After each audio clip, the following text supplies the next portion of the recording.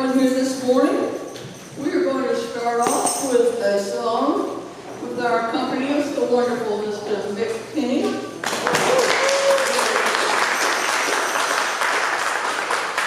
please stand as you're willing and able and turn to your pink book to song number 101, Singing for Our Lives. And let's sing verses 1, 2, 3, and 6. 1, 2, 3, and 6.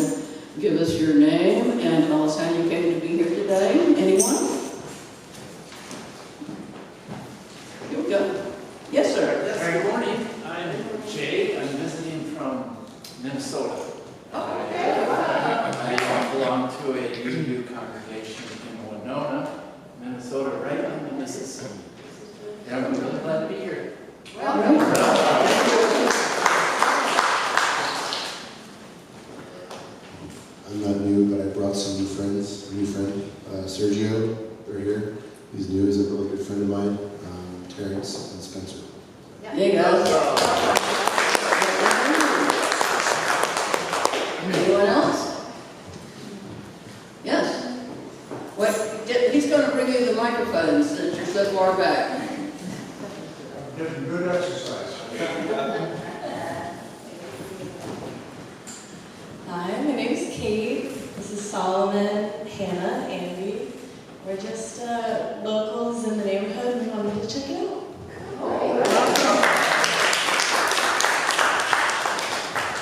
That's wonderful. It's great to have you all here. In your bulletin, I hope everyone received a bulletin when you came in. There's a little tear-off page called the connection card. If you would like to learn more about us, you can, without you don't have to make any kind of contribution or commitment, but if you would like to get information, receive our weekly e-blast and our monthly newsletter, and any other kind of digital updates that we make, please feel free to fill that out. If you have any questions that you would like to have answered. Oh, it just occurred to me. I didn't introduce myself. Most of you know who I am. So, my name is Reverend Marshall Mitchell. I am the fellowship minister here at First Existentialist Congregation of Atlanta. So if anyone, any of our newcomers would like to ask any questions about our congregation, then please feel free to fill out that card and put it in the collection plate when it comes around, and we'll be glad to get in touch with you. See if we can answer your questions. Maybe not, maybe. We'll see. That's what we like. You know, this is a place where it's good to ask questions, and then we all come together as a way of helping to find those answers.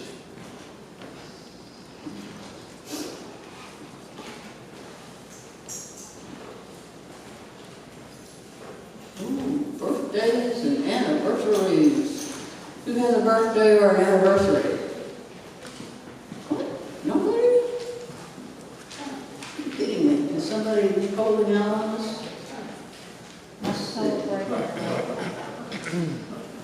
Okay, let's see. Carol Sandiford has one coming up. Carol's not here. Okay. Well, so we'll move on then. How about another congregational song? This one's going to be in our new song book. Our new song book is done in alphabetical order, and the title is I Shall Be Released. So, I.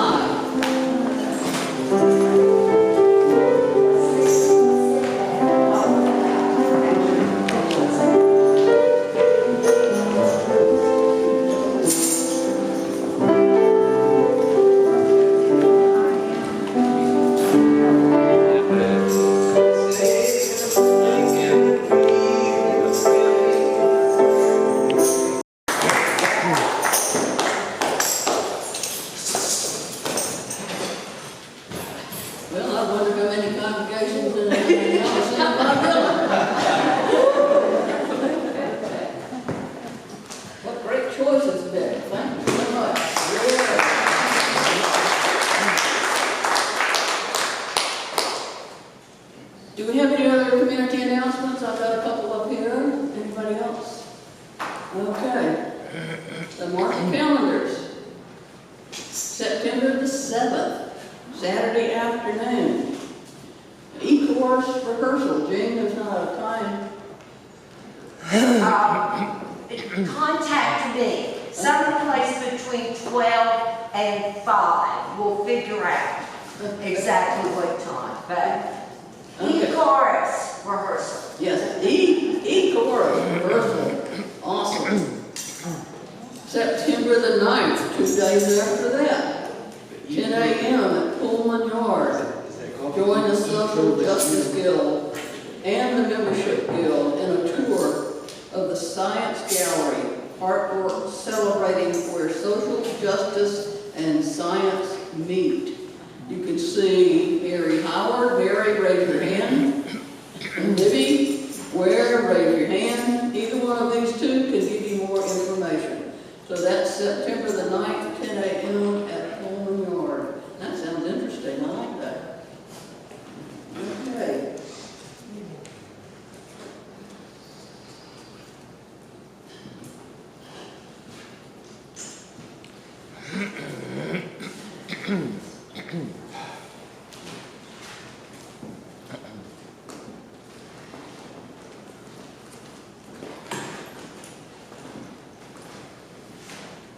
I heard yesterday that Florida has now banned Romeo and Juliet.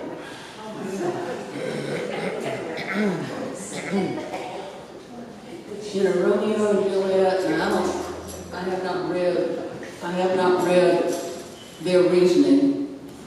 I understand that only somebody, a parent, has to object, and therefore it's banned.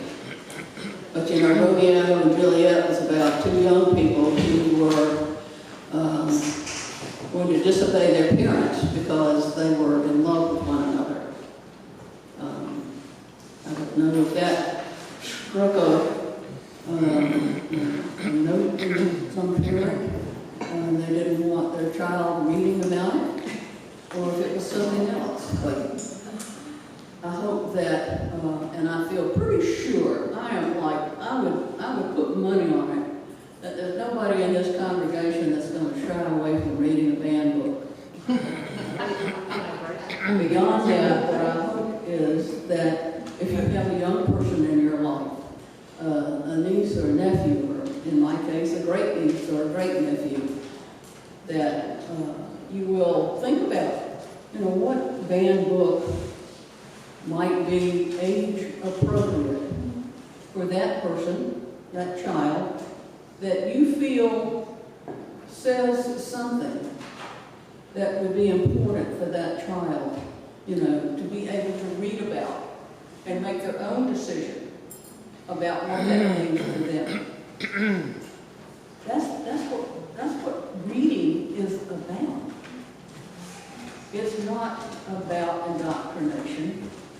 It is about reading and getting information, forming ideas, and making your own judgment and opinions. Okay, so lots has come on. But please, we're going to have soon we'll be having our own banned book festival here. And so I hope you all will pay attention to the flyers and things that come out on that, and be sure and show up and show your support. We have a lot of authors in this congregation, and I dare say any one of you, your very first book, Libby, I wouldn't be surprised if your very first book didn't get banned. I need the publicity. And Linda Bell, you have the audacity to talk about ethics. Linda Bell, you have the audacity to talk about ethics in your books, so they may be banned as well. So please pay attention and share with young people in particular. Don't let them fear. Don't let them fear grow up fearing, learning about ideas that may be different from what they're familiar with.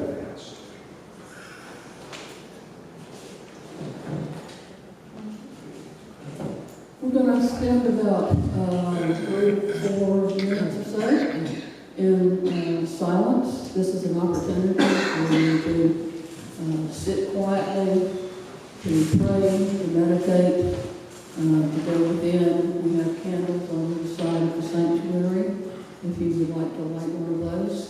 So please be aware that this is a place where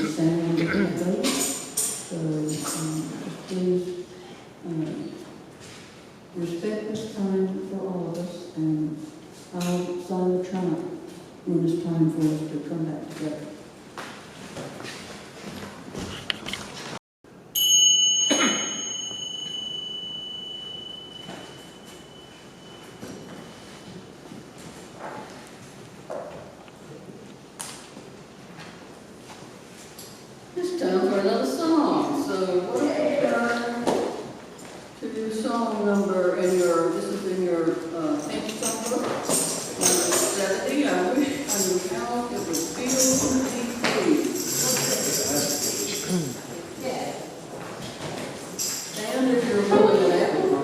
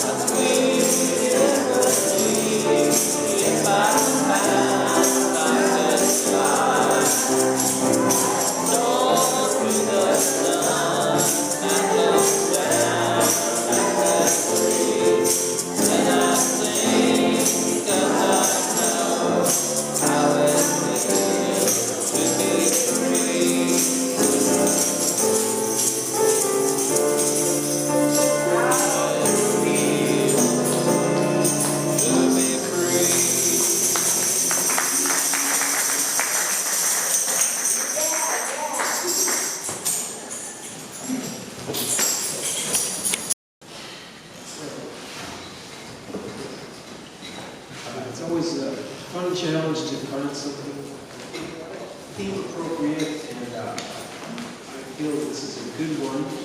But my favorite tune that I share with my Spanish friends, and we have sort of a mutual challenge to they take all the English songs and write Spanish words, and Elise and I will take Spanish songs and put English words to them. So this is my favorite Spanish song. It's called Amame, Love Me, Amame Como Soy, the way I am. So I hope that feels authentic to you.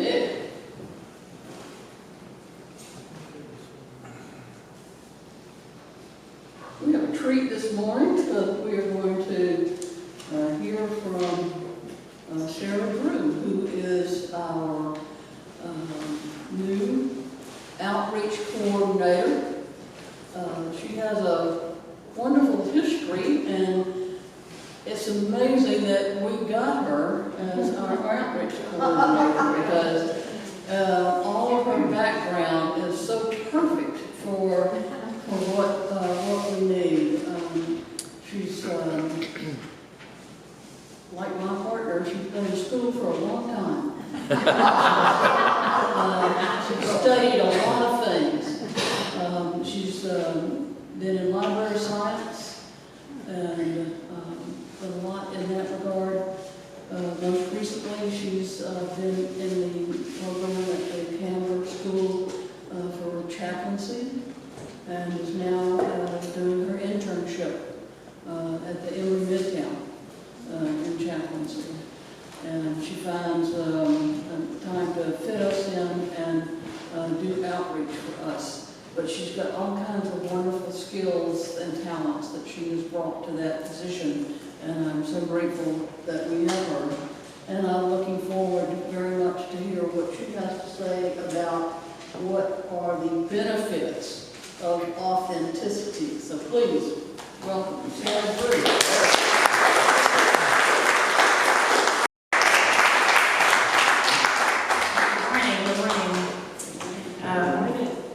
I feel compelled to tell you in authenticity terms that I was talking to my cousin yesterday and she was like, oh, aren't you nervous? I hate public speaking. And I was like, you know what?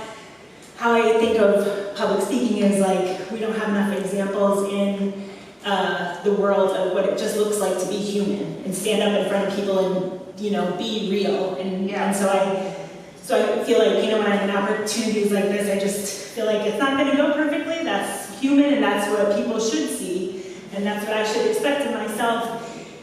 And she was like, I don't know, I still hate it. And I was like, okay. And then I was sitting there for a little bit longer, and I was like, actually, tomorrow is different maybe because I'm perhaps speaking to the most authentic audience I could have assembled, and so maybe it doesn't work out. But either way, you get it. Thank you for having me. Yeah. The benefits of authenticity, as found by there's a lot of authenticity research actually. Several research studies include greater happiness, more positive emotions, and higher self-esteem than people who reported, so they're reporting themselves how authentic they are. So that's something. But more authentic people also reported having better relationships with others and more personal growth. And sure, I don't really have an argument with that, right? It sounds good. I'll take it. We also have good evidence that there are dire health consequences for people who work in jobs that they're forced to set aside their own personal beliefs, almost become another person when they're at work in order to succeed. And again, I'm not signing up for that. I don't want to try that out. I feel pretty grounded in the truth of the evidence around authenticity, but maybe the catch for me and all that is that there seems to be a pretty disembodied way to think about it. And in this displaced way, I think there's more interesting things to think about, perhaps. And so I'll tell you a little bit about my path and how I got here, and hopefully that will illuminate my own trek toward authenticity. I grew up in western New York State on Lake Ontario, sort of between Buffalo and Rochester, in a very rural area. I'm an only child of a single mother, and if I had to characterize it for you, I would say it was quiet, very quiet. We did not have a lot of resources in any sense of that word, and so to keep myself busy, mostly what I did was to read as much and as many things as I could, and to make things with paper. We seem to have an abundance of paper in my house. So drawing, collage, paper mache, really just anything. And so I was left on my own device, to my own devices for hours and hours. And I would dream about the places and the stories I read and puzzle out how to get paper to do what I wanted it to do. I credit that formative landscape for a few different things. I gained a much wider perspective than I could have in my quiet little world from all those books. And I got a problem solver's attitude. And really, truly, if I am being authentic, and I am, I just wanted out of that tiny place. Get me out of here, right? I did all I could with the paper, you know what I mean? So I would go on to move to Philadelphia when I was about 18 to go to college, and I may have overshot my big city dreams because that move came with some definite culture shock. But at the time I was 18, I did get to eat in those 24-hour diners and ride the subways that I was dreaming of. That was my big city dream.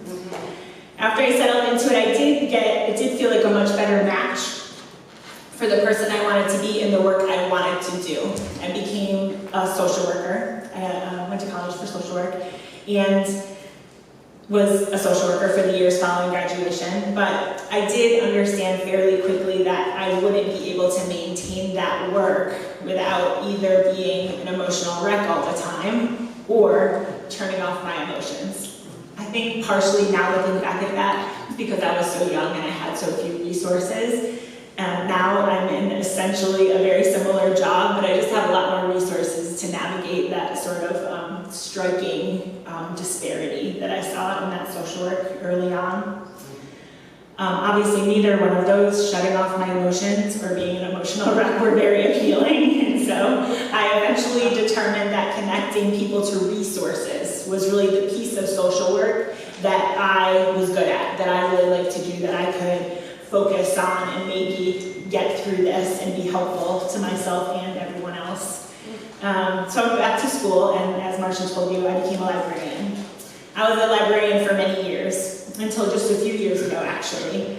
After I moved here from Philadelphia to the Atlanta area, I thought I would be a librarian forever.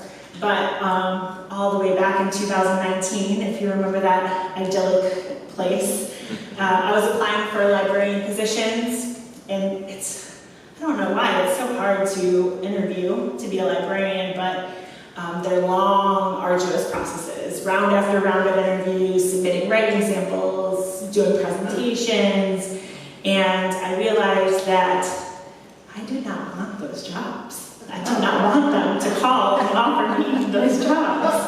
So that was sort of gave me some pause, right? I'm doing all this work, and I don't even really want these jobs. What am I going to do? But I said to myself, Sarah, you cannot go back to school again. It was just out of the question. Like, I wouldn't even entertain it, you know? I was hard no. But then, as we all know now, in March of 2020 did come, and I looked around and recognized I had nothing but time. So that gave me permission to go back to school, and like Marcia told you, I went back to the Candler School of Theology to become a hospital chaplain, and that is where I am now, and hopefully where I will be for a long time.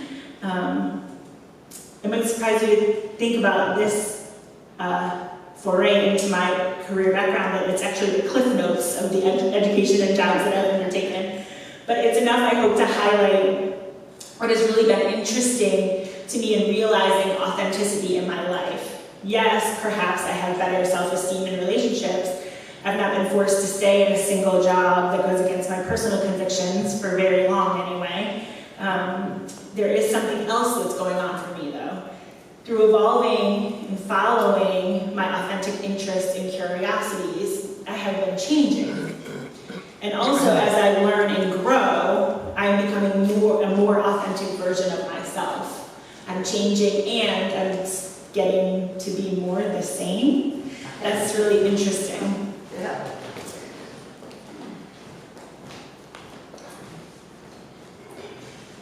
So that's the most interesting thing about authenticity for me right now. And also, the bad part is the work is never done, right? You don't get to become authentic and just hang out.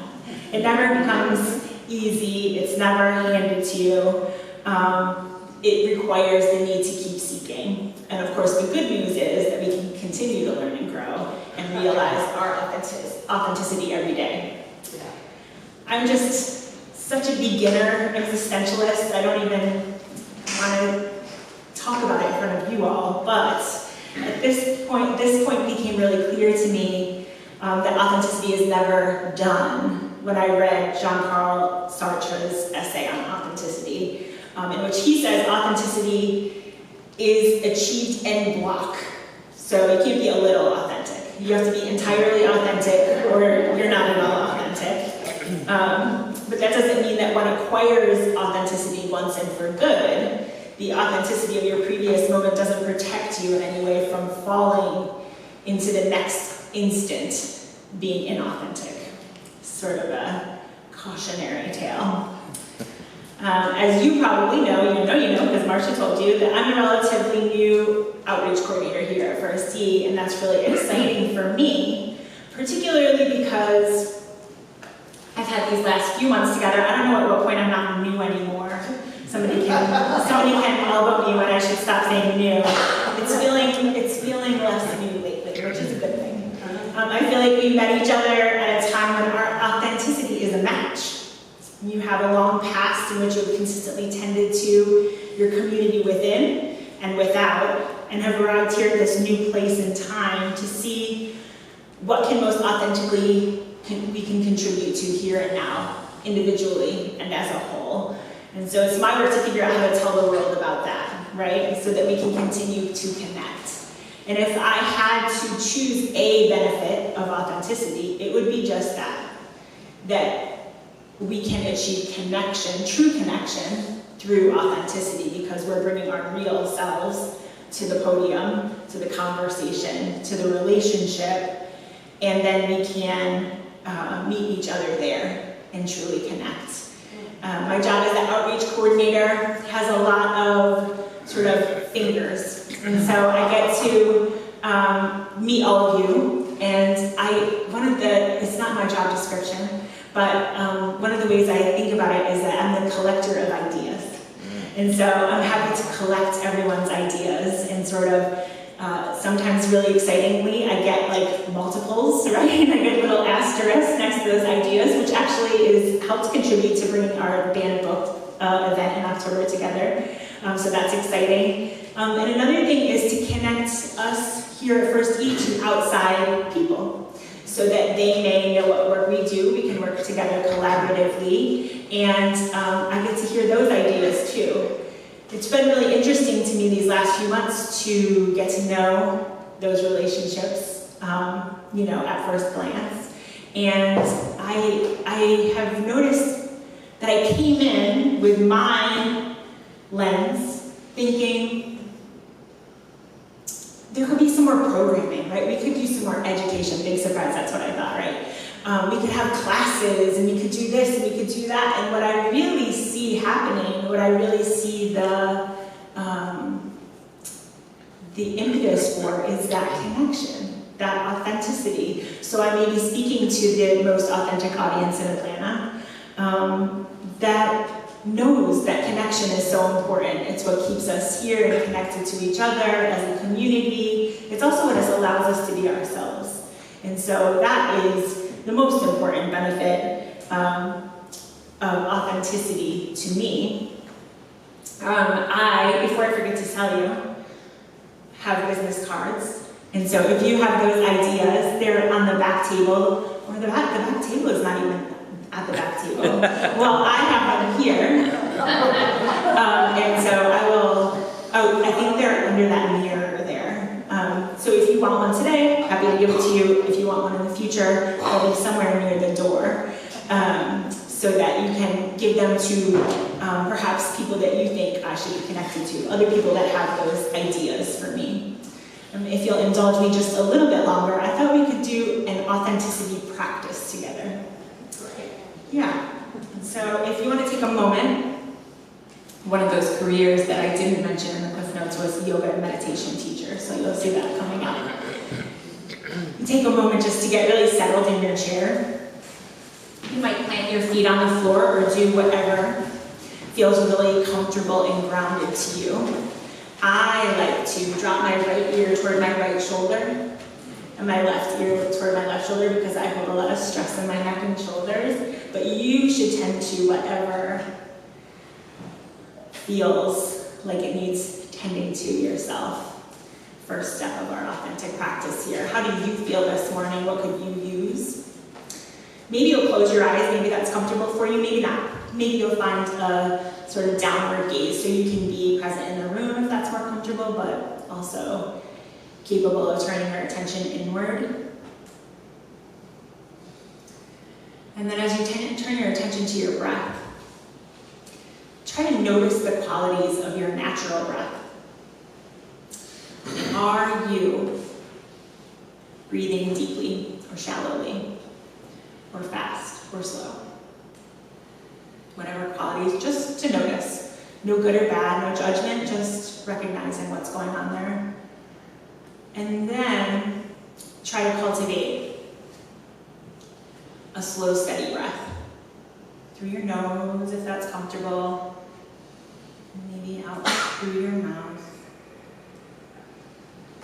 Try to slow down and deepen.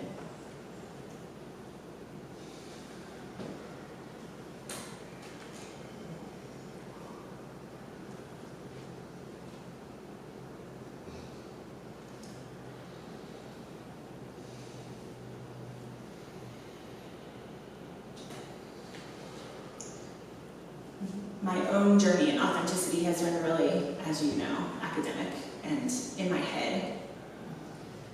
And so to bring it back into the body, I think one of the best things we can do is to bring awareness. So we're going to start with the forehead and bring awareness. Maybe if your eyes are closed, you're sort of looking through the back of your forehead, like theoretically. And scrunch your forehead up as much as you can. And then release it, just so you can feel tension and relief there. Really bringing some sensation so that your awareness is focused. Squeezing your eyes closed and then releasing them. Scrunching up your nose. Releasing it. And then your lips, pursing your lips together. And releasing those. You might shake out your lower jaw to release any remaining tension that was there beforehand or remains there now. And take one deep breath in and out. And then bring your attention to your neck and shoulders. Rolling your head gently if it's comfortable for you. Don't take my words over your own recognition that something might not be good for you. Just gently a couple times in each direction. Noticing tightness, stiffness, how limber you are. Rolling your shoulders forward and backward. And pulling your shoulders down and away from your ears. Notice how you feel. What are your muscles holding? What tension are you carrying? Bringing your awareness all the way down your arms to your hands. Make two firm fists. Tight, tight, tight, tight, tight. And then releasing them. Wiggle your arms, your fingers, your hands. Shake out all the tension from your shoulders to your fingertips.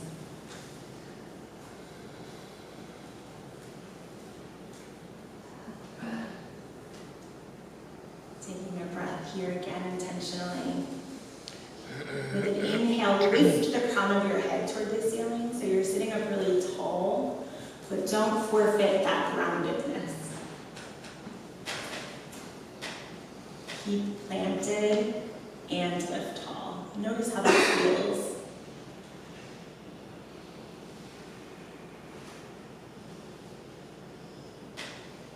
Taking an intentional breath there. Bring your awareness to your feet. Scrunch up your toes in your shoes. You're really gripping. And then your legs. Head to toe, easier said than done, releasing all the tension that you can.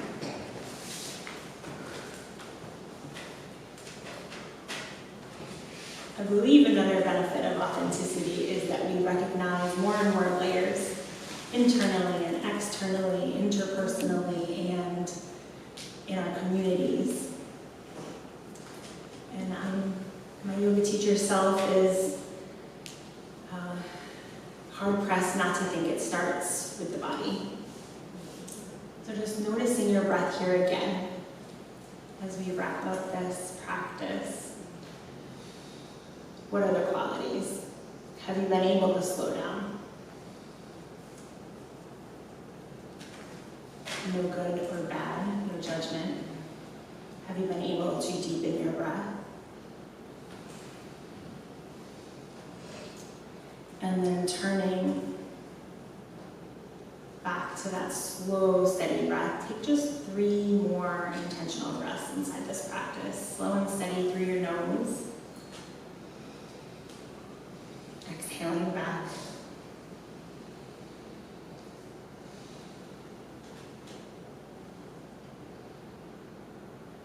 Taking one final moment to ask yourself, how do you feel? Not in general, but specifically, how do you feel today? How does your body feel? How does your mind feel? How do you feel emotionally?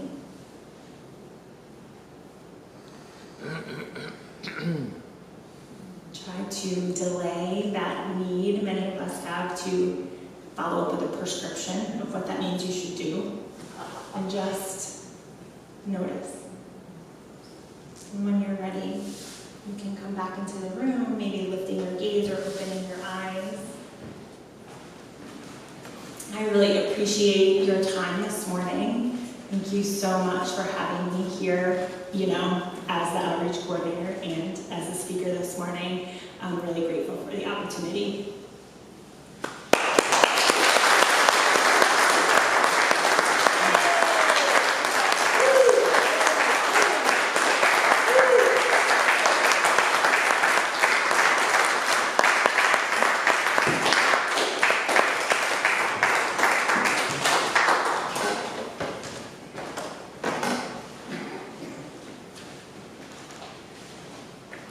Thank you, Sarah.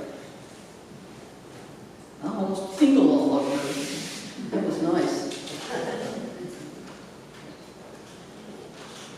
Our closing song this morning is going to come from our new songbook in alphabetical order. It's going to be Shout for the People. I want to read very quickly. I'm going to go ahead and read the closing words before we do our congregational song. And this comes from Brene Brown.